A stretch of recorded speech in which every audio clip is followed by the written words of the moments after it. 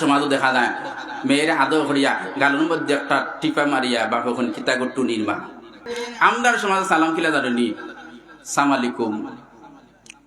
আল্লাহর নবী ডেকে বলেন, আবু হুরায়রা, তুমি কি তোমার মায়ের বিরুদ্ধে নালিশ করার জন্য আমার কাছে এসেছো?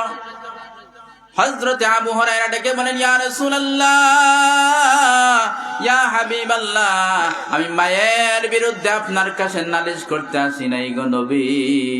আমি ইয়া রাসূলুল্লাহ, ইয়া হাবিবাল্লাহ, আমি জানতে চাই হযরত আলী কেন আমাকে সালাম দিল না, কারণটা কি?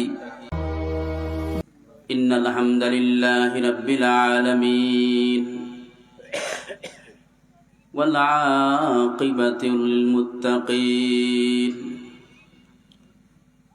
আসসালাতু ওয়াসসালামু আলা রাসূলিল কারীম। আম্মা বা'দু ফাআউযু বিল্লাহি মিনাশ শাইতানির রাজীম। বিসমিল্লাহির রহমানির রহিম। রাদিয়াল্লাহু আনহুম ওয়া রাদু আন, যালিকাল ফাওজুল আযীম।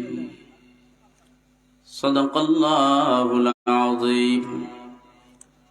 ওয়া ক্বালা তাআলা في شان حبيبه مخبرا وآمرا، إن الله وملائكته يصلون على النبي يا أيها الذين آمنوا صلوا عليه وسلموا تسليما، اللهم صل على سيدنا مولانا محمد وعلى آل سيدنا مولانا। সবাই মুহাব্বতের সুরে নবী দু জাহান রাহমাতাল লিল আলামিনের মুহাব্বত নিয়ে দুরূদ শরীফ পড়ুন। আল্লাহুম্মা সাল্লি আলা সাইয়্যিদিনা মাওলানা মুহাম্মদ ওয়া আলা আলি সাইয়্যিদিনা মাওলানা। मदीना में जाना,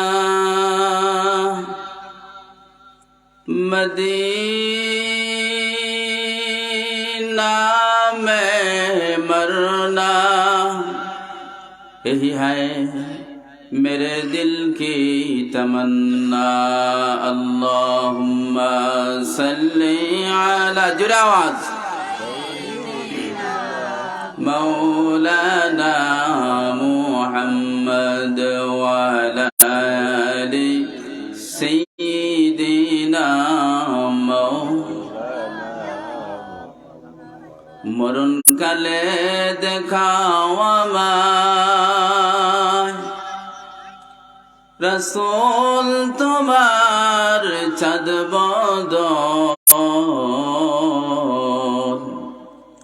সিনায় রেখো হাত মুবারক, করো আমায় বয়হরণ।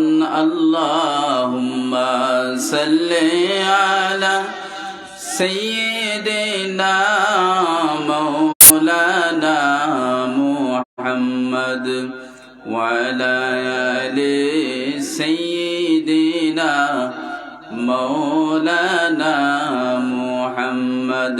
লা ইলাহা ইল্লাল্লাহ, লা ইলাহা, সবাই জুড়ে লা ইলাহা ইল্লাল্লাহ, লা ইলাহা।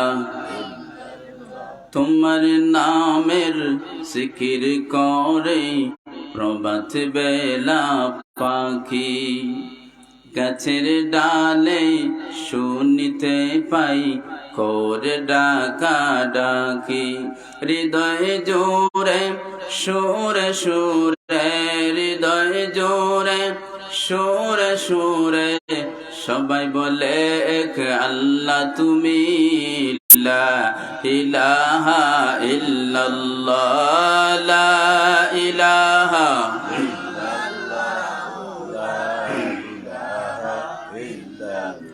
রোজ ভোরে আজান শুনে ঘুমিয়ে কেন থাকো, বাছার চেয়ে মৃত্যুটাকে বেশি মনে রাখো।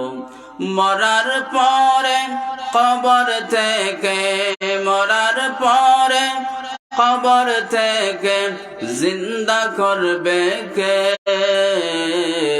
হৃদয় জোরে সুরে সুরে, হৃদয় জোরে সুরে সুরে, সবাই বলে এক আল্লাহ তুমি, লা ইলাহা ইল্লাল্লাহ, লা ইলাহা।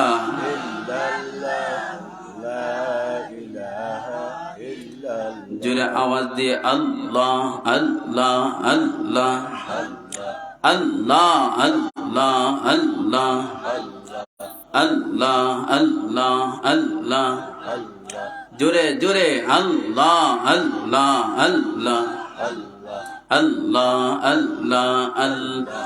গাছ বৃক্ষ তরুলতা আল্লাহর জিকির করে তারা, গাছ বৃক্ষ তরুলতা আল্লাহর জিকির করে তার। মানুষ হইয়া তোমরা কেন, মানুষ হইয়া তোমরা কেন আল্লাহর জিকির করো না, আল্লাহু আল্লাহু রে মন আল্লাহ কর জপনা, আল্লাহর নামটি না জপিলে, মৌলার নামটি না লইলে দিলের ময়লা যাবে না, আল্লাহ আল্লাহ। জোরে আওয়াজে আল্লাহ আল্লাহ আল্লাহ। আল্লাহর খলিল ইব্রাহিমকে নমরুদ আগুনে ফেলিল, আল্লাহর খলিল ইব্রাহিমকে নমরুদ আগুনে ফেলিল। আল্লাহর নামের বরসাতে, আল্লাহর নামের বরসাতে আগুন ঠান্ডা হইল, আল্লাহু আল্লাহু রে মন আল্লাহ কর জপনা, আল্লাহর নামটি না জপিলে, মৌলার নামটি না লইলে দিলের ময়লা যাবে না, আল্লাহ আল্লাহ আল্লাহ আল্লাহ আল্লাহ আল্লাহ লা ইলাহা ইল্লাল্লাহু মুহাম্মাদুর রাসূলুল্লাহ সাল্লাল্লাহু আলাইহি ওয়াসাল্লাম। আস্তাগফিরুল্লাহ ইন্নাল্লাহা গফুরুর রহিম, আস্তাগফিরুল্লাহ ইন্নাল্লাহা গফুরুর রহিম, আস্তাগফিরুল্লাহ রাব্বি মিন কুল্লি যামবিন ওয়া আতুবু ইলাইহি, লা হাওলা ওয়ালা কুওয়াতা ইল্লা বিল্লাহিল আলিয়্যিল আযীম, লা ইলাহা ইল্লাল্লাহু মুহাম্মাদুর রাসূলুল্লাহ সাল্লাল্লাহু আলাইহি ওয়াসাল্লাম। মাটিহানি ইসলামী সুন্নি সমাজ কল্যাণ সংস্থার উদ্যোগে চতুর্থ বার্ষিক সুন্নি মহাসম্মেলনের মুহতারাম সভাপতি হযরত মাওলানা তারেক আহমদ আনোয়ারি সাহেব, ইমাম ও খতিব দক্ষিণ মাটিহানি জামে মসজিদ, এবং হযরত মাওলানা হাফিজ বিলাল আহমদ সাহেব, ইমাম ও খতিব পশ্চিম মাটিহানি জামে মসজিদ। উপস্থিত আমার ডানে বামে মুরব্বী, আলেম এবং বাবারা, যুবক ভাইয়েরা, স্কুল মাদ্রাসার ছাত্র বন্ধুরা, বাড়িতে অবস্থানরত আমার মা বোনেরা, আসসালামু আলাইকুম ওয়া রাহমাতুল্লাহ। মাঠের যে অবস্থা, আমরা এলাকার সন্তান আলোচনা করছি, বাহিরের মেহমান আসার পরে যদি মাঠের অবস্থা এমন হয় তাহলে আমরা শর্মিন্দা হয়ে যাব। বিদায় এলাকার মুরব্বী যারা আছেন, যুবক ভাইরা যারা আছেন প্যান্ডেলের বাহিরে, দয়া করে সামিয়ানার নিচে বসার চেষ্টা করুন। হয়তো আপনার আমার জন্য আজকের এই মাহফিল জীবনের শেষ মাহফিল হতে পারে, ঠিক কিনা? সর্বপ্রথম আল্লাহ সুবহানাহু ওয়া তাআলার দরবারে লাখ কোটি শুকরিয়া আদায় করছি যে আল্লাহ তাআলা আপনাকে আমাকে আজকের এই দ্বীনি মাহফিলের মধ্যে আসার এবং বসার তৌফিক দান করেছেন। তাই সেই মহান মালিককে রাজি এবং খুশি করার উদ্দেশ্যে হৃদয়ের সবটুকু ভালোবাসা উজাড় করে দিয়ে, তার দেওয়া জবান দিয়ে, অন্তরের অন্তঃস্থল থেকে মহব্বতের আওয়াজ দিয়ে, মুসলমানদের মতো উচ্চ আওয়াজ দিয়ে বলুন আলহামদুলিল্লাহ। লাখ কোটি দুরুদ সালাম প্যারে নবী সরদার দু আলম সঈদুল মুরসালিন খাতামান নবীন রাহমাতাল লিল আলামিনের রূহ মুবারকের প্রতি, যার উম্মত আপনি আমি হতে পেরেছি। আসসালাতু ওয়াসসালামু আলাইকা ইয়া রাসূলুল্লাহ, আসসালাতু ওয়াসসালামু আলাইকা ইয়া হাবিবাল্লাহ। প্যারে হাজিরিন, সময় একেবারে সংক্ষিপ্ত। আমাকে বিষয় দেওয়া হয়েছে সাহাবীদের জীবনী নিয়ে আলোচনা করা। একজন সাহাবীর জীবনী নিয়ে যদি আমি আলোচনা করি তাহলে ঘন্টার পর ঘন্টা আলোচনা করা যাবে, শেষ করা যাবে না। যাই হোক, আমি আমার বিষয়ের উপর অটল থেকে কিছু আলোচনা করার চেষ্টা করব। আপনারা তো সবাই উঠে যাবেন না, থাকবেন তো? বলেন ইনশাআল্লাহ। আসুন, সাহাবী কারা? সাহাবী কাকে বলে? সাহাবী এটা আরবি শব্দ। এক বচনে সাহাবী, বহু বচনে সাহাবা। এখন প্রশ্ন হলো, সাহাবী কাহাকে বলে? মাওয়াহিবুল্লাহ দুনিয়া কিতাবের মধ্যে সংক্ষিপ্ত আকারে একটা সংজ্ঞা এসেছে, আমি আপনাদের সামনে তার বাংলাটা বলছি। যিনি ঈমান নিয়ে আল্লাহর হাবিব রাহমাতাল লিল আলামিনের সাথে সাক্ষাৎ লাভ করেছেন, অর্থাৎ দেখা করেছেন, এবং ঈমানের উপর অটল থেকে মৃত্যুবরণ করেছেন, তিনি হচ্ছেন সাহাবী। চিৎকার দিয়ে বলুন সুবহানাল্লাহ। আমরা কি বুঝতে পারলাম? যিনি ঈমান নিয়ে নবীর সাথে সাক্ষাৎ করেছেন, ঈমানের উপর মৃত্যুবরণ করেছেন, তিনি হচ্ছেন সাহাবী। প্যারে হাজিরিন, শুধু যদি বলা হয় যিনি নবীকে দেখেছেন তিনি সাহাবী, তাহলে এটা ভুল হবে। আবু জেহেল নবীকে দেখেছে, সে সাহাবী নয়।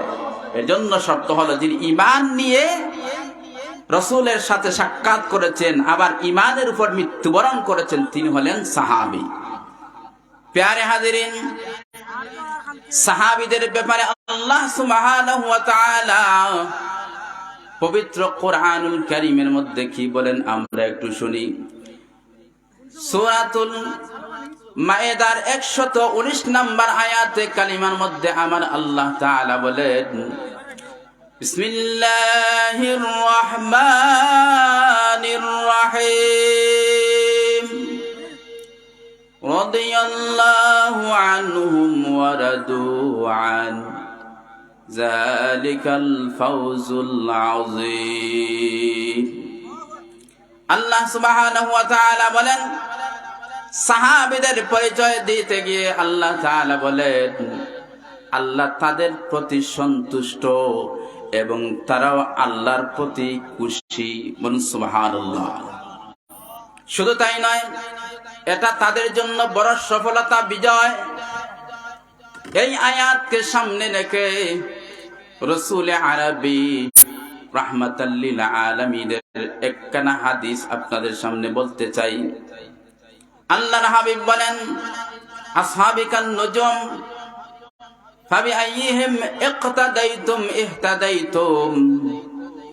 আমার সাহাবীরা হলেন আকাশের নক্ষত্র তুল্য, অর্থাৎ আকাশের তারার সাথে তাদেরকে তুলনা করা হয়েছে। তাদের যাদেরকে তোমরা অনুকরণ করবে, ইক্তাদাইতুম অনুসরণ করবে, ইহতাদাইতুম তোমরা হেদায়েত প্রাপ্ত হয়ে যাবে। সুবহানাল্লাহ। প্যারে হাজিরিন, কেন আকাশের নক্ষত্রের সাথে তাদের তুলনা করা হলো? কারণটা হলো রাত্রিবেলা যখন একজন পথিক মানুষ অন্ধকারে হাঁটতে পারে না, আকাশের যে মিটি মিটি তারকা জ্বলে, নক্ষত্রগুলা জ্বলে, ওই তারকার আলো দেখে দেখে পথিক তার পথের দিশা পেয়ে যায়। ঠিক তদ্রুপ আল্লাহর নবী রাহমাতাল লিল আলামিনের অসংখ্য অগণিত সাহাবী রয়েছেন, তাদের মধ্যে যে কোনো একজনকেও যদি কেউ অনুকরণ করে তাহলে সে হেদায়েতের রাস্তা, জান্নাতের রাস্তা পেয়ে যাবে। প্যারে হাজিরিন, এই সাহাবীদের মধ্যে স্তর রয়েছে, মর্যাদার দিকে বিভিন্ন স্তর আছে। মাহবিল্লাহ দুনিয়া কিতাবের মধ্যে আপনার সাহাবীদের বিভিন্ন স্তর বর্ণনা করা হয়েছে, তার মধ্যে 14টা স্তর আছে। আমি এতগুলা সংক্ষিপ্ত সময় বর্ণনা করা যাবে না, জাস্ট 2টা কথা বলছি। কোরআনের ভাষায় আমরা জানতে পেরেছি সাহাবীদেরকে, এক শ্রেণীর সাহাবীদেরকে বলা হয় মুহাজির সাহাবী, আর আরেক শ্রেণীর সাহাবীদেরকে বলা হয় আনসার সাহাবী। মুহাজির কারা এটা বোঝার বিষয়। মুহাজির হচ্ছেন তারা যারা মক্কা থেকে মদিনায় হিজরত করেছেন, বাড়ি গাড়ি নারী আত্মীয় স্বজন ত্যাগ করে, সবার মায়া ত্যাগ করে ইসলামের জন্য যারা মক্কা ছেড়ে নিজের জন্মভূমি ছেড়ে দিয়ে মদিনার মধ্যে হিজরত করেছেন, অথবা আবিসিনিয়ার মধ্যে বিভিন্ন জায়গার মধ্যে হিজরত করেছেন, তাদেরকে বলা হয় মুহাজির সাহাবী। আর যারা বিশেষ করে মদিনার মধ্যে থেকে ওই মক্কা থেকে যারা গিয়েছিলেন তাদেরকে সাহায্য করেছিলেন, সেই সমস্ত সাহাবীদেরকে বলা হয় আনসার সাহাবী। বলুন সুবহানাল্লাহ। প্যারে হাজিরিন, ছোট্ট একটা তথ্য দিতে চাই। আনসার শব্দটা আরবি। আপনার আমার দেশে দেখবেন আনসার দেখা যায়, বিশেষ করে নির্বাচন এলে পরে ওই সময় দেখবেন কিছু বাইরে আছে, তাদের শরীরের মধ্যে কোটির মধ্যে একমতো একটা জিনিস লাগানো থাকে, লেবাস, ওখানে লেখা থাকে আনসার। এই আনসার মানে কি? সাহায্যকারী। এটা আজকে থেকে নয়, সুবহানাল্লাহর আওয়াজ জুড়ে হতে হবে। দু জাহানের বাদশা রাহমাতাল লিল আলামিনের জমানা থেকে সেই আনসার শব্দটা এসেছে। বলুন সুবহানাল্লাহ। আনসার তো সাহায্যকারী, সাহায্যকারী। এজন্য দেখবেন ভোটের সময় মুরব্বী মহিলারা, মুরব্বী বাবা যারা আছেন তাদেরকে সাহায্য করে ওই সমস্ত মানুষরা কি করে, লাইনের মধ্যে দাঁড় করিয়ে দেবা অথবা ভোট দেওয়ার ব্যবস্থা করে দেয়। প্যারে হাজিরিন, আসুন আলোচনার মধ্যে প্রবেশ করি। সাহাবীদের জীবনী নিয়ে আলোচনা করার জন্য বলা হয়েছে। সাহাবীদের মধ্যে অনেকগুলো সাহাবী আছেন, বিশেষ করে আপনার 4 জন প্রধান সাহাবী, হযরতে আবু বকর, হযরতে ওমর, হযরতে আলী, হযরতে ওসমান রাদিয়াল্লাহু তাআলা আনহুমা। প্যারে হাজিরিন, এইভাবে আর অনেক সাহাবায়ে কেরাম আছেন। হযরতে আবু বকর সিদ্দিক রাদিয়াল্লাহু তাআলা আনহুর জীবনী থেকে সংক্ষিপ্ত আকারে একটা কথা বলতে চাই। ঘটনা আপনাদের জানা আছে। আমি যে ঘটনাটা বলবো তার পিছনে শিক্ষণীয় কি সেটা আমি তুলে ধরার চেষ্টা করব। আল্লাহর নবী রাহমাতাল লিল আলামিনের প্রধান পুরুষ সাহাবীদের মধ্যে হযরতে আবু বকর সিদ্দিক, সেই আবু বকর সিদ্দিক রাদিয়াল্লাহু তাআলা আনহু আপনার আমার নবীর বাল্যকালের বন্ধু, সুখের দিনের সাথী, দুঃখের দিনের সাথী, হিজরতের সাথী, শুধু তাই নয় কবর জিন্দেগিরও সাথী। প্যারে হাজিরিন, এজন্য হযরত আবু বকর সিদ্দিক রাদিয়াল্লাহু তাআলা আনহু তার সাথী সঙ্গীদেরকে ডেকে বলেন, সাথী সঙ্গীরা আমার শুনে নাও, আমি যখন ইন্তেকাল করব, এই জমিন থেকে বিদায় নেব, বিদায় নেওয়ার পরে আমাকে যখন দাফন করতে চাইবে, তোমরা আমার লাশটাকে রাহমাতাল লিল আলামিনের রওজা মুবারকের পাশে নিয়ে আমার জন্য অনুমতি চাইবে, আমার পক্ষ থেকে সর্বপ্রথম আমার দয়াল নবীকে সালাম দেবে, আর আমার জন্য নবী করিম সাল্লাল্লাহু আলাইহি ওয়াসাল্লামের কাছে আবেদন করবে, ইয়া রাসূলুল্লাহ, ইয়া হাবিবাল্লাহ, আপনার সুখের দিনের সাথে দুঃখের দিনের সাথে বাল্যকালের সাথে আবু বকর আজকে ইন্তেকাল করেছে, আপনার পাশে সে শায়িত হতে চায়। যদি আমার নবীর রওজা মুবারক থেকে আওয়াজ আসে, পারমিশন পাওয়া যায়, তাহলে তোমরা আমাকে নবী দু জাহান রাহমাতাল লিল আলামিনের পাশে শায়িত করে দিও, দাফন কাফন করিও। আর যদি এটা সম্ভব না হয়, আল্লাহ রাসূলের রওজা মুবারক থেকে যদি কোনো আওয়াজ না আসে, তাহলে আমাকে জান্নাতুল বাকির মধ্যে শহীদ করে দিও। প্যারে হাজিরিন, আল্লাহর নবীর সাহাবী হযরত আবু বকর সিদ্দিক রাদিয়াল্লাহু তাআলা আনহু যখন ইন্তেকাল করলেন, কথা মোতাবেক, ওসিয়ত মোতাবেক সাহাবায়ে কেরাম আল্লাহর নবী রাহমাতাল লিল আলামিনের রওজার পাশে লাশটা নিয়ে গেলেন আর সালাম দিলেন, আরজি করলেন, ইয়া রাসূলুল্লাহ, ইয়া হাবিবাল্লাহ, আপনার বাল্যকালের বন্ধু, সুখের দিনের সাথী দুঃখের দিনের সাথী, হিজরতের সাথে আবু বকর আপনার পাশে শহীদ হতে চায়। যেই মুহূর্তে আওয়াজ দিয়েছেন, ওই সময় আল্লাহর হাবিব রাহমাতাল লিল আলামিনের রওজা মুবারক থেকে আওয়াজ এসেছে, আমার বন্ধুকে আমার সাথে শহীদ করে দাও। সুবহানাল্লাহ। প্যারে হাজিরিন, এই ঘটনার মধ্যে শিক্ষণীয় ব্যাপার আছে। আমরা জানি, গভীর ভাবে খেয়াল করবেন, এই সমাজের মধ্যে কোন কোন সন্তান আছে মা বাবার বড় মহব্বতের আদরের, বলে ভাইরা আমার শুনে নাও, আমার প্রতিবেশী যারা আছে শুনে নাও, আমি যখন ইন্তেকাল করব, ইন্তেকাল করার পরে আমাকে আমার মায়ের পাশে কবর দিও। হয়নি না? না। প্যারে হাজিরিন, এইভাবে সন্তান আবদার করে, আমার বাবার কবরের পাশে আমার কবরটা দিও। তার কারণটা কি? তার কারণ হলো এটা মহব্বতের বহিঃপ্রকাশ। প্যারে হাজিরিন, হযরত আবু বকর সিদ্দিক রাদিয়াল্লাহু তাআলা আনহু যে আমার নবীকে মহব্বত করতেন, এই ঘটনা থেকে একটা প্রতীয়মান হয় আল্লাহর নবীকে মহব্বত করতেন। এজন্য রাসূলের দু জাহান রাহমাতাল লিল আলামিনের পাশে শোয়ার জন্য আবেদন করেছেন। 2 নাম্বার হলো একটা আকীদার ব্যাপার। আকীদা অর্থ দৃঢ় বিশ্বাস, ঈমান অর্থ হলো বিশ্বাস, আর আকীদা অর্থ হলো দৃঢ় বিশ্বাস। আকীদার একটা বিষয় ফুটে উঠেছে এখানে। আমরা যে নবী বলি, আপনার আমার নবী হায়াতুন নবী, জিন্দা নবী, আহলে সুন্নাতের আলেম উলামা যারা আছেন, দেওবন্দের আলেম উলামা যারা আছেন, তারা সবাই একমত, আল্লাহর নবী রওজা শরীফে সশরীরে জিন্দা, সশরীরে জিন্দা। তবে এখানে ভুল বোঝা যাবে না, কুল্লু নাফসিন যায়িকাতুল মাউত, প্রাণী মাত্রই মৃত্যুর স্বাদ গ্রহণ করতে হইবে। যদি কেউ মনে করেন আল্লাহ রসুলের ইন্তেকাল হয় নাই, তাহলে কিন্তু আপনি ভুলের জগতে আছেন। আল্লাহ নবীর ইন্তেকাল শরীফ হয়েছে। ইন্তেকাল শরীফ হওয়ার পরে, রওজা শরীফের মধ্যে শহীদ হওয়ার পরে আল্লাহ সুবহানাহু ওয়া তাআলা তার নবী রাহমাতাল লিল আলামিনের রূহটাকে ফিরিয়ে দিয়েছেন। তিনি সশরীরে রওজা শরীফে জিন্দা। সুবহানাল্লাহ। প্যারে হাজিরিন, সুতরাং আকীদাকে আপনার আমার অন্তরের মধ্যে লালন করতে হবে। এজন্য রাহমাতাল লিল আলামিন এই জমিনের মধ্যে থাকাকালীন সময়ে সাহাবায়ে কেরাম আত্তাহিয়াতু যখন পড়েছিলেন, আসসালামু আলাইকা আইয়ুহান নবিয়্যু, সেই আসসালামু আলাইকা আইয়ুহান নবিয়্যু নবী দুনিয়া থেকে বিদায় হওয়ার পরেও চলমান আছে।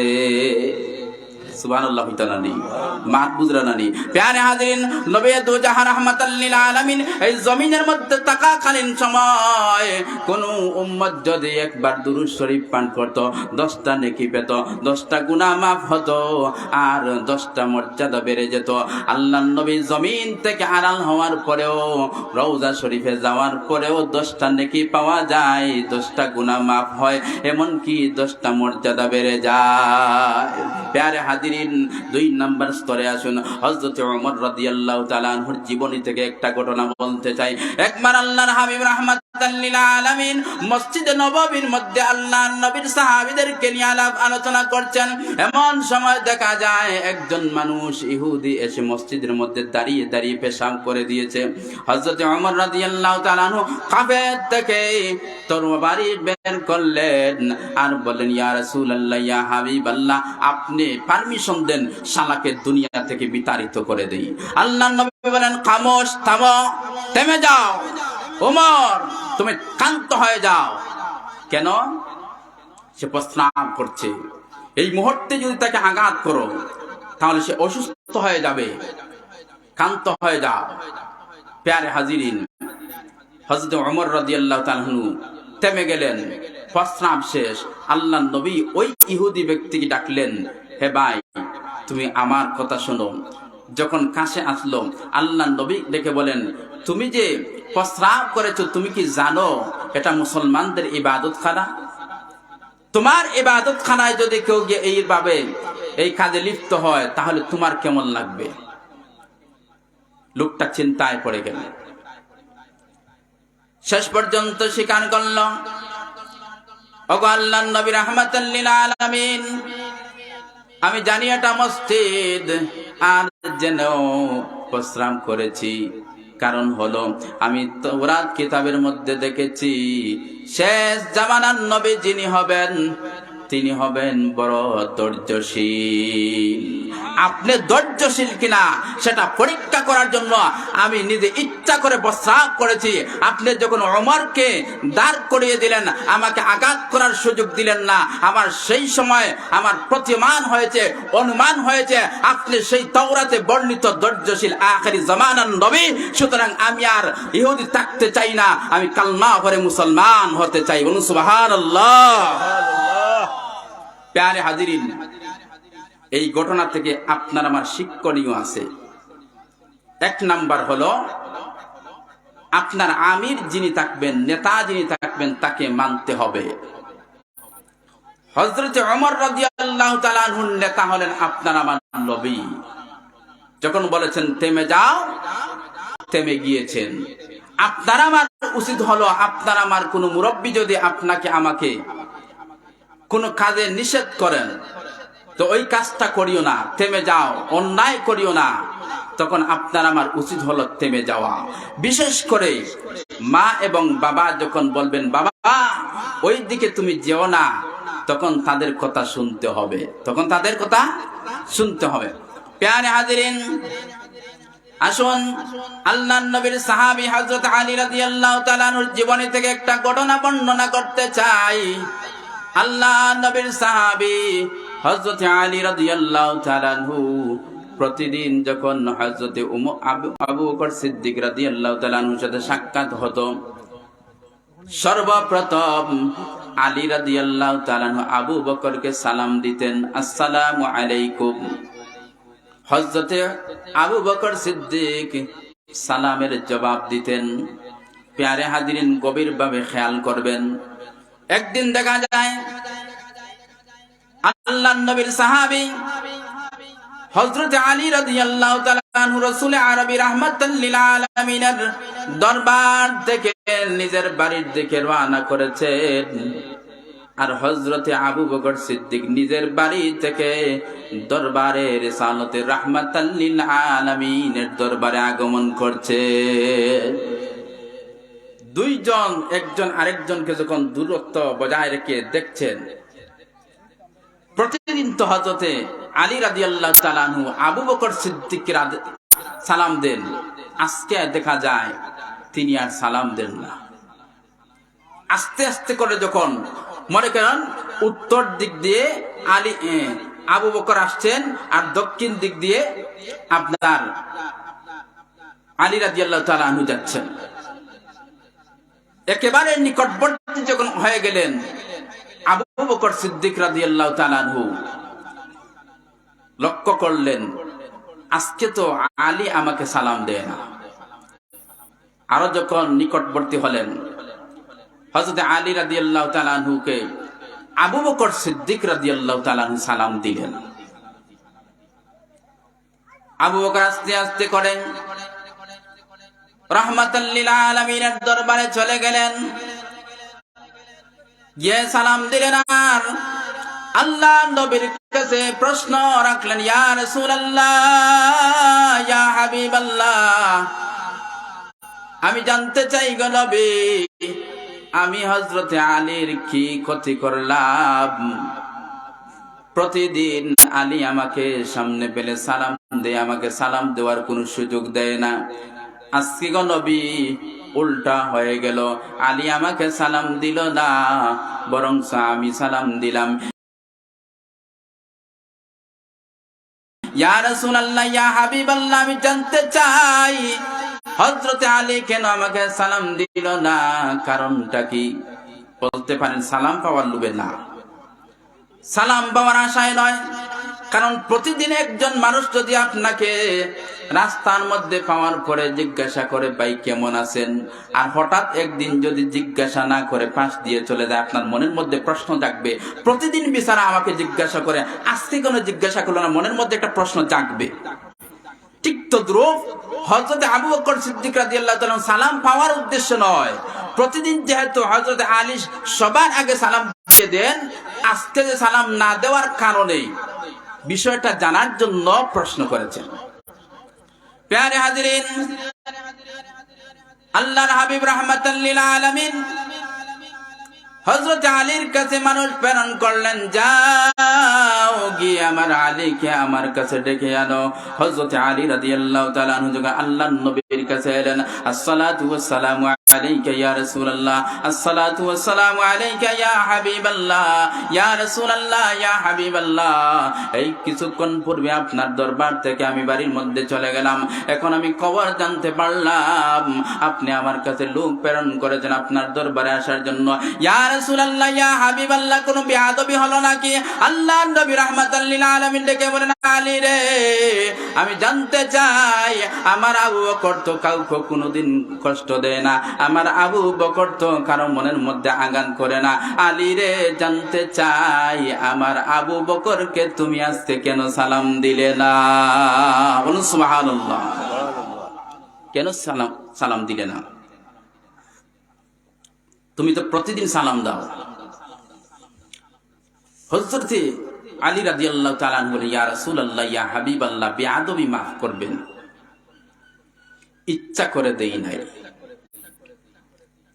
কথার মধ্যে হিকমত আছে, কারণ আলীর সম্পর্কে আল্লাহ নবী বলেছেন, আনা মাদিনাতুল ইলমি ওয়া আলিউম বাবুহা, আমি নবী হলাম ইলমের শহর, আর আলী হলো সেই শহরের প্রধান দরজা। বলুন সুবহানাল্লাহ।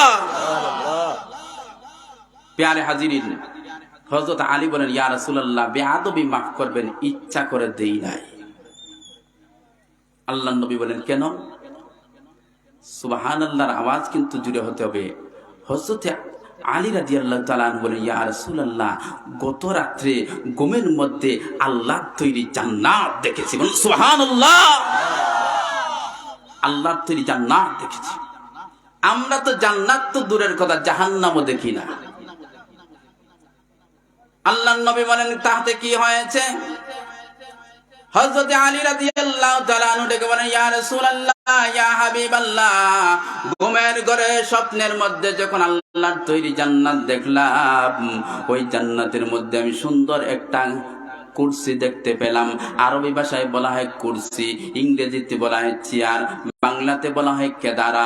ইয়া রাসূলুল্লাহ, ইয়া হাবিবাল্লাহ, সুন্দর একটা চেয়ার দেখলাম, আর ওই চেয়ারের মধ্যে উপরিভাগে লেখা আছে সুন্দর করে, যে ব্যক্তি আগে সালাম দিবে সেই ওই চেয়ারের মালিক হবে।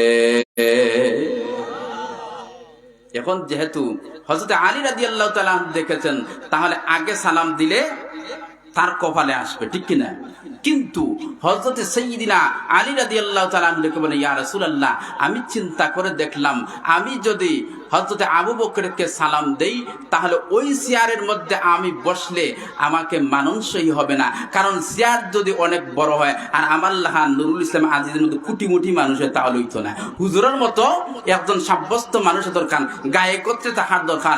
হযরত আলী রাদিয়াল্লাহু তাআলা আনহু বলেন, ইয়া রাসূলুল্লাহ, আমি যদি আবু বকর সিদ্দিককে সালাম দেই, তাহলে ওই চেয়ারটা আমার কপালে আসবে আর ওটা আমার জন্য মানানসই হবে না। আমি চিন্তা করে দেখলাম, আমার ভাই হযরত আবু বকর সিদ্দিক রাদিয়াল্লাহু তাআলা আনহুকে যদি আমি সালাম দেওয়ার সুযোগ দেই, আর সেই সুযোগ পাওয়ার পরে জান্নাতের মধ্যে হযরত আবু বকর যখন যাবেন, সেই চেয়ারের মধ্যে বসলে তাকে বড় সুন্দর মানাবে। সুবহানাল্লাহ।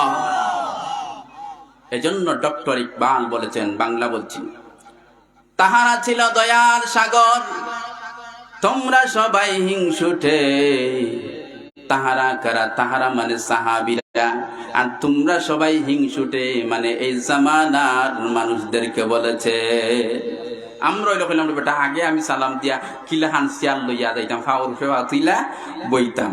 প্যারে হাজিরিন, এজন্য এই ঘটনাটা আমার বলার উদ্দেশ্য হলো, যেহেতু সাহাবীদের জীবনে সাহাবী রাদিয়াল্লাহু তাআলা আনহুম এই ঘটনা থেকে শিক্ষা নেওয়ার দরকার।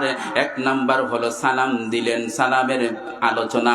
এখান থেকে আপনার আমার শিক্ষা গ্রহণ করতে হবে, বেশি বেশি করে সালাম প্রদান করতে হবে। ঠিক কিনা? আওয়াজ দেও একটু, ঠিক কিনা? প্যারে হাজিরিন, আমরা সমাজে সালাম কিলা জানি, সালাম আলাইকুম বেদারণ না জানো। আমার আলিম ওহলর মাঝে আছেন বেকিয়া লোক না, সালাম আলাইকুম। প্যারে হাজিরিন, সালাম আলাইকুম নয়, আমার নবীর শিখানো সালাম হলো আসসালামু আলাইকুম। আর অনেক লম্বা আছে, ওয়া রাহমাতুল্লাহি ওয়া বারাকাতুহু ওয়া জান্নাতুহু ওয়া নাজাতুহু ওয়া ফি হায়াতুহু, অনেকগুলো আছে। সালামটা আপনি সুন্দর করে বলবেন আসসালামু আলাইকুম, জবাব হবে ওয়া আলাইকুম আসসালাম। জবাবের মধ্যে দেখা যায় আপনি আমি অনেক সময় হয় আলাইকুম সালাম, বহুত দিনে পাইলাম আলাইকুম সালাম না, ওয়া আলাইকুম আসসালাম। প্যারে হাজিরিন, যিনি আগে সালাম দিবে সে বেশি সওয়াব পাবে। যিনি আগে সালাম দিবে বোঝা যাবে তার অন্তরের মধ্যে হিংসা নাই। প্যারে হাজিরিন, 2 নম্বর এই ঘটনা থেকে সাব্যস্ত হলো, শিক্ষণীয় বিষয় হলো, অন্যের প্রতি সহনশীল হতে হবে, অন্যের দুঃখে দুঃখী হতে হবে, অন্যের সুখে সুখী হতে হবে। নিজের বুঝ বুঝলে হইতো না। বেশিরভাগ আপনার বিয়ার অনুষ্ঠানে গেলে দেখা যায় কিল্লাখান বালা দিয়ে বেড়াইতে 8 জন 10 জন বসার পরে কিল্লাখান খালি আগে নিজের প্লেটও বলে, মানে রাক্ষস মার্কা, আমরা সিরিয়াটি বাজা রাক্ষস মার্কা, মানে এরা খাইছে না। প্যারে হাজিরিন, আপনার রিজিকের মধ্যে যা আছে তা কপালের মধ্যে জুটবে। বিয়ের অনুষ্ঠানের মধ্যে যাওয়ার পরে কখনো কোনোদিন তোমার প্লেটে বড় বড় ভালো ভালো গোশতের টুকরা তুলিও না, কারণ এতে প্রমাণিত হবে তুমি জীবনে খাইছো না। প্যারে হাজির, আসুন আল্লাহর নবী রাহমাতাল লিল আলামিনের সাহাবীদের জীবনী থেকে আলোচনা করছিলাম।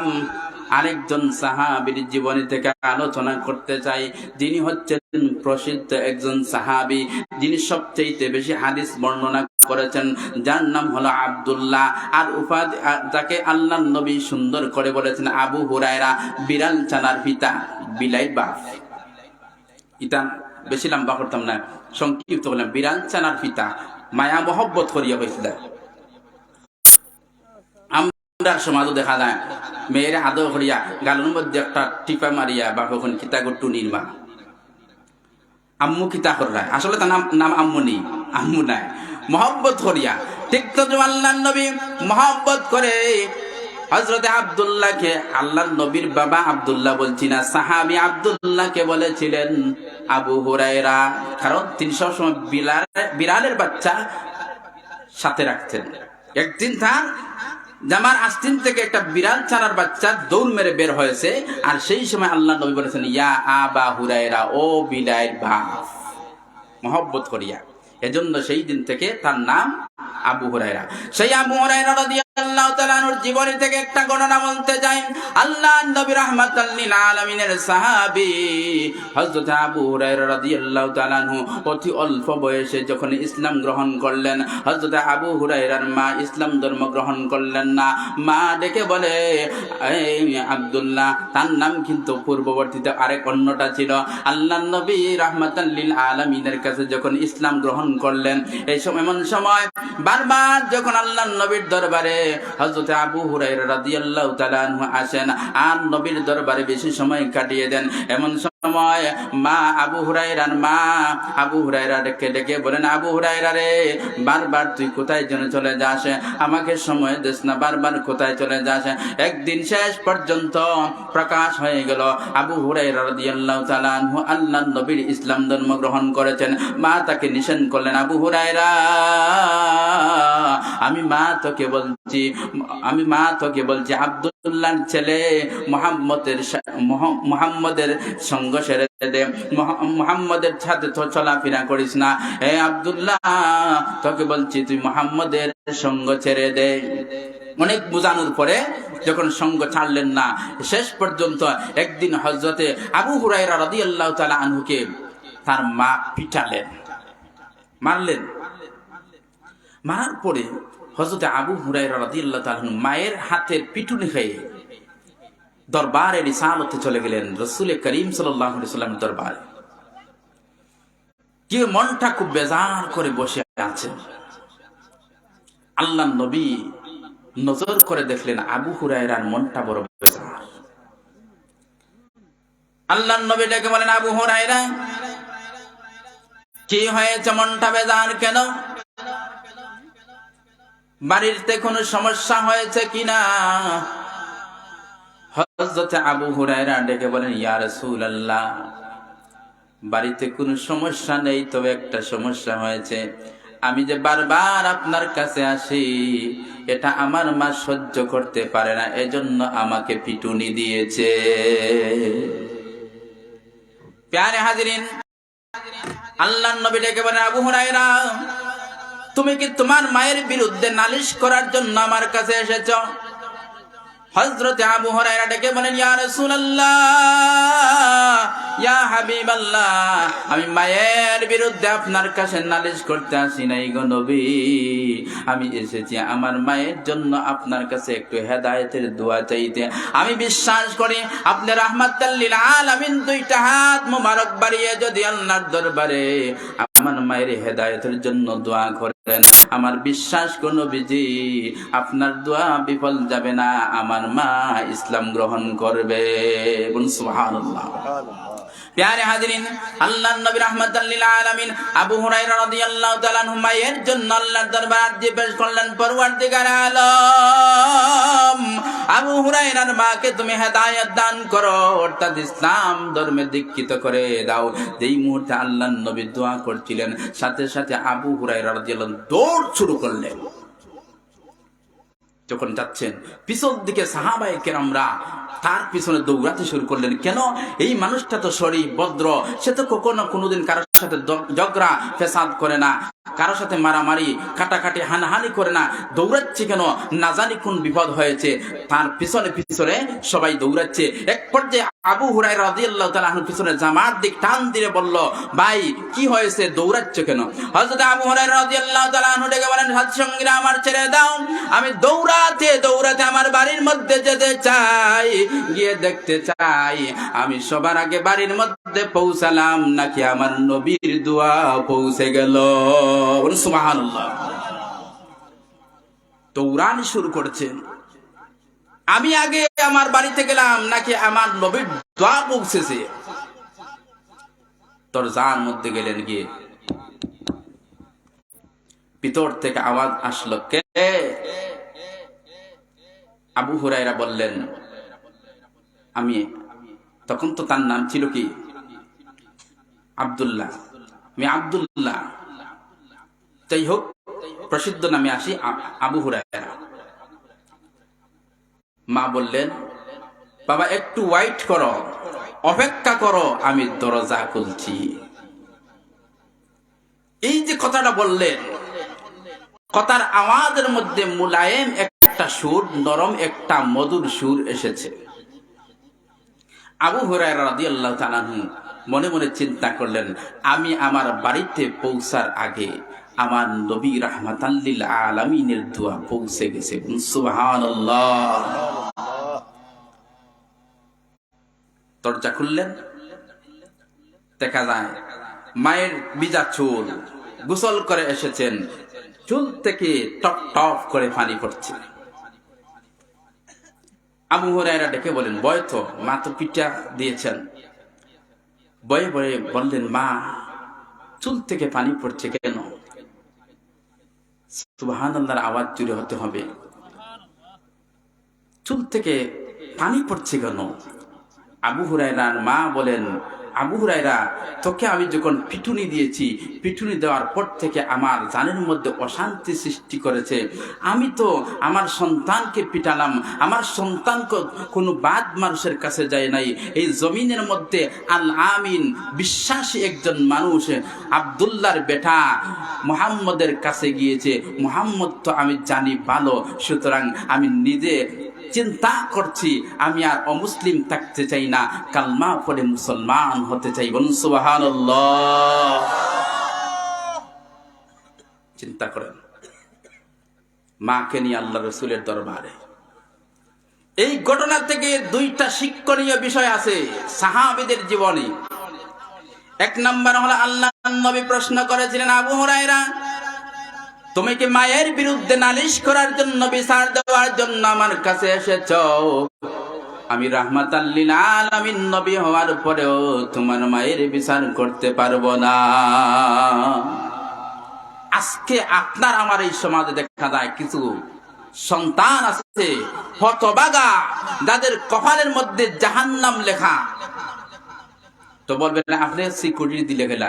আল্লাহর হাবিব রাহমাতাল লিল আলামিনের দরবারে সাহাবী গিয়ে প্রশ্ন করলেন, ইয়া রাসূলুল্লাহ, ইয়া হাবিবাল্লাহ, আমার মা বাবা আমার কাছে কেমন? আল্লাহর নবী বলেন, ওয়া জান্নাতুকা ওয়া নারুকা, হয়তো তোমার মা বাবা তোমার জন্য জান্নাত, না হয় জাহান্নাম। কিভাবে?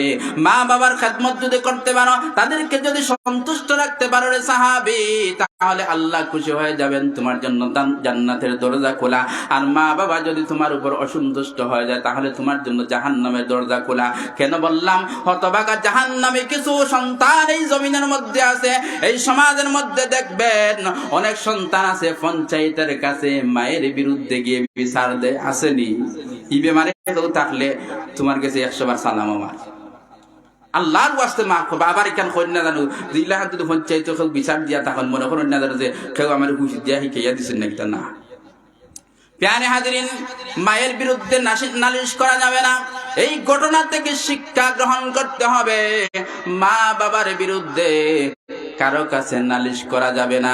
তুমি একটা অন্যায় কাজ করো নাই রে বান্দা, তারপরেও তোমার মা তোমাকে পিটিয়েছে, অথবা তোমার বাবা তোমাকে গালি দিয়েছে, অথবা তোমাকে বাড়ি থেকে বের করে দিয়েছে, তুমি তোমার মায়ের বিরুদ্ধে, তুমি তোমার বাবার বিরুদ্ধে নালিশ করতে পারো না।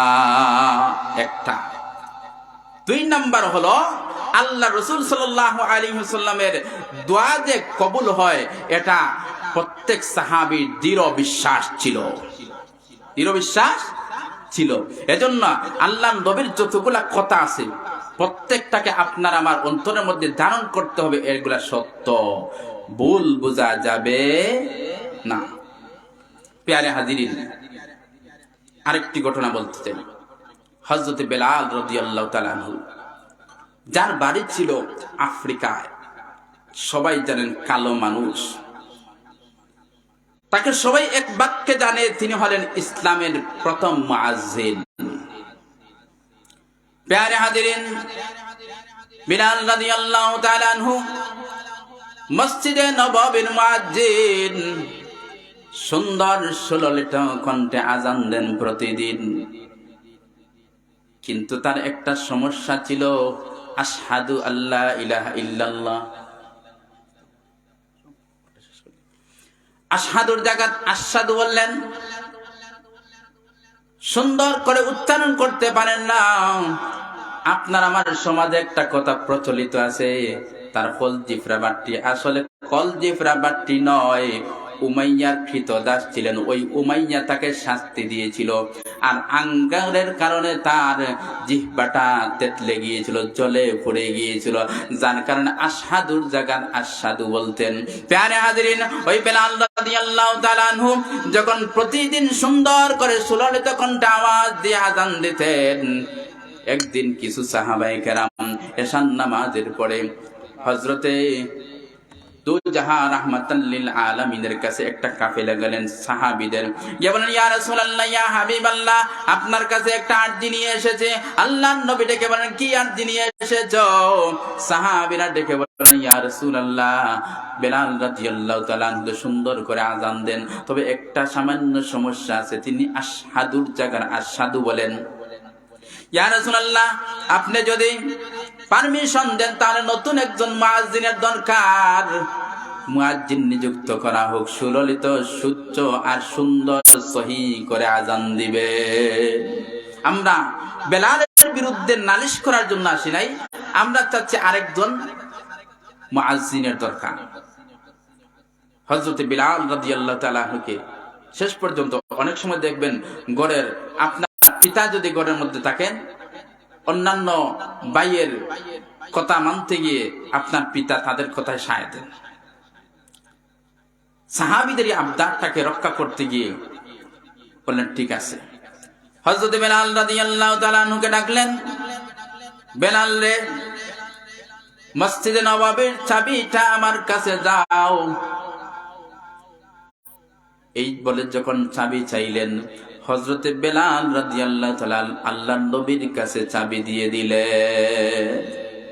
আমরা বললাম ইয়া রাসূলুল্লাহ, কিতার দায় কি তো হইছে, আমি কোনো অপরাধ করছি না? না, তা মাতলাম না। প্যারে হাজিরিন, কোন প্রশ্ন না করে বেলাল চলে গেলেন, আর নতুন মুয়াজ্জিনের কাছে চাবি দেওয়া হলো, ফজরের আযান দিবেন। এই ঘটনা বলে আমি শেষ করব। বেলাল রাদিয়াল্লাহু তাআলা মসজিদ নববীর বারান্দার মধ্যে, সবাই তো চলে গেছেন। এখন আপনার যেভাবে লাইটের ব্যবস্থা, বিদ্যুতের ব্যবস্থা, তখন তার সেই ব্যবস্থা ছিল না।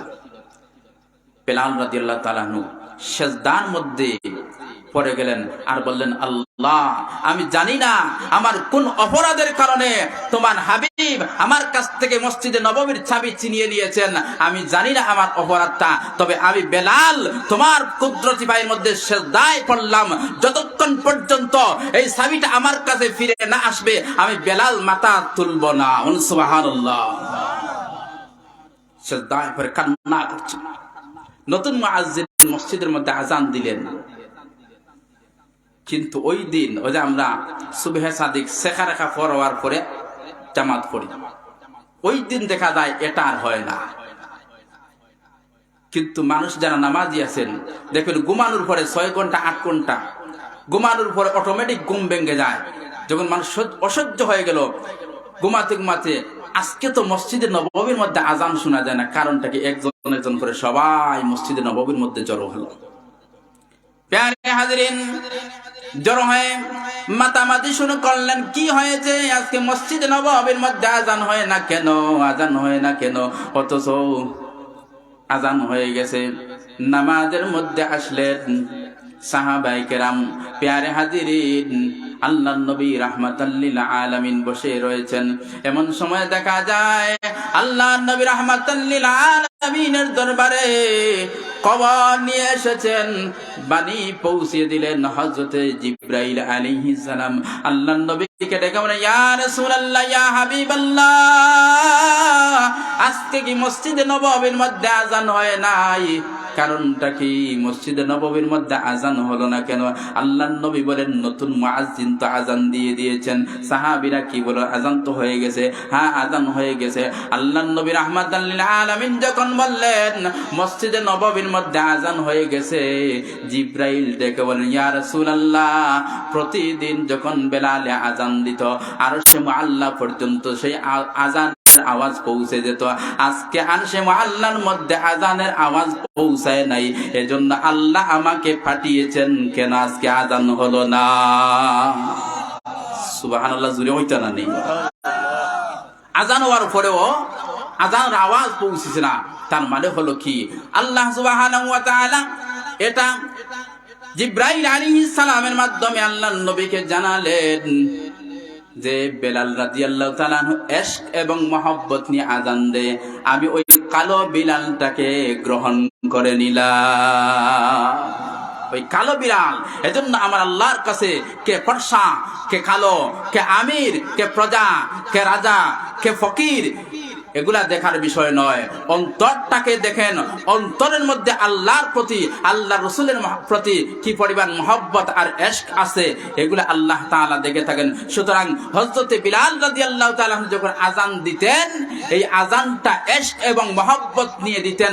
তার আশহাদুর জায়গা আশহাদু হতো, এটার দিকে আমার আল্লাহ তাকান না, আমার আল্লাহ তার অন্তরের মধ্যে যে মহব্বত ছিল সেই মহব্বতের দিকে নজর দিয়েছেন। সুবহানাল্লাহ।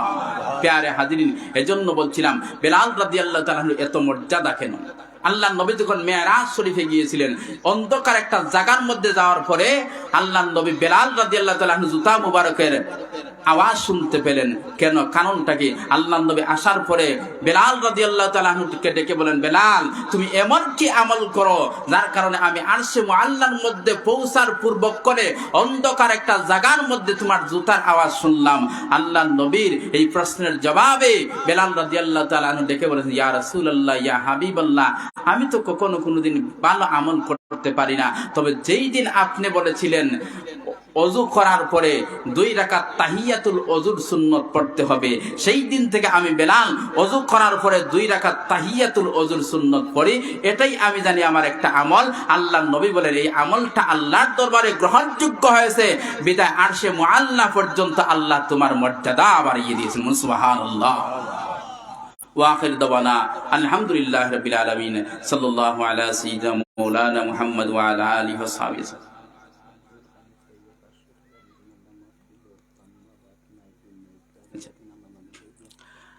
ইনশাআল্লাহ আব্দুল খালিক সাহেব 500 টাকা দোয়া লাগিয়ে দিছেন, মসজিদও প্রত্যেকে দোয়া করতে। আলহামদুলিল্লাহ, আলহামদুলিল্লাহি রাব্বিল আলামিন ওয়া লা আকিবাতু লিল মুত্তাকিন। আসসালাতু ওয়াসসালামু আলা রাসূলিল কারীম। সুবহানাকা লা ইলমা লানা ইল্লা মা 'আল্লামতানা ইন্নাকা আনতাল আলিমুল হাকীম। হাত জোড়ে আয় খুদা মে হাজির দরবার হো, बंदेगा तेरे में या रब मैं बड़ा बदकार हो। आय अल्लाह আজকের এই দিনী মাহফিল কবুল ফরমাও। যেই সমস্ত আলোচনা করা হচ্ছে আমাদেরকে এবং তোমার বান্দা বান্দীদেরকে আমল করার তৌফিক দান করো। আয় আল্লাহ মাইকের আওয়াজ যত দূর পর্যন্ত যায়নি মাওলা, প্রত্যেকটা কবরবাসী মধ্যে আপনার কবরে কবরে আলোচনার হাদিয়া পৌঁছাই দাও। আয় আল্লাহ তোমার বান্দা জনাব ইসতাক আলী সাহেব, আয় আল্লাহ ইরহামার রাহিমিন, অত্র এলাকার মুরব্বীদের জন্য আল্লাহ দোয়া চেয়েছেন, বিদেশিদের জন্য দোয়া চেয়েছেন। আল্লাহ বাতিদাম আল্লাহ ইরহামার রাহিম জাকির সহ तमाम বিদেশিগুলোর উপরে তোমার খাস রহমতের সকিনা নাজিল করো। বিদেশের জিন্দেগির শান্তির জিন্দেগি বানাই দাও। আয় আল্লাহ ইয়া আরহামার রাহিমিন, আমার ডানে বামে সামনে মুরব্বী বাবারা হাত বাড়িয়েছেন। আল্লাহ আমার মুরব্বী বাবাদের হায়াতের মধ্যে বরকত দাও, যুবক ভাইদেরকে কবুল ফরমাও।